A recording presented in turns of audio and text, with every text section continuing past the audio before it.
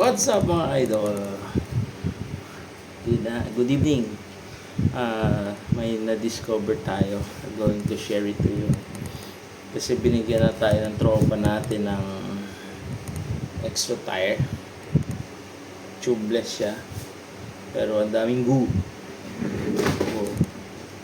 Kailangan natin itong alisin. Ang daming ways para alisin ito. May na-discover lang tayo. Ang iba ginagamitan nila ng eraser. Hard erasers.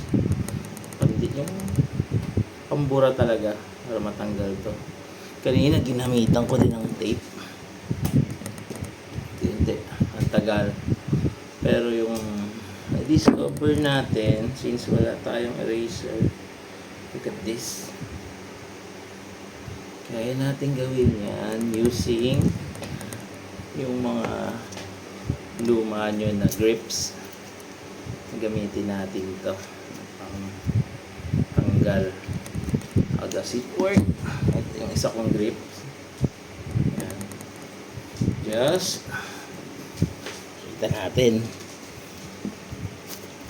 scrape nyo lang siya.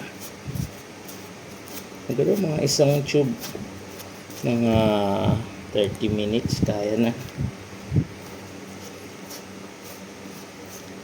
Pangit kasi ang ceiling pag may mga extra na makakapal dito.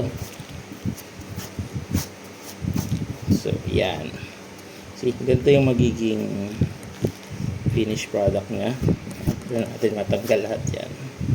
Look at this, it's easy. Yan lang. Sharing is caring. Diba? Yan, magiging ganyan siya mga lods. Malinis.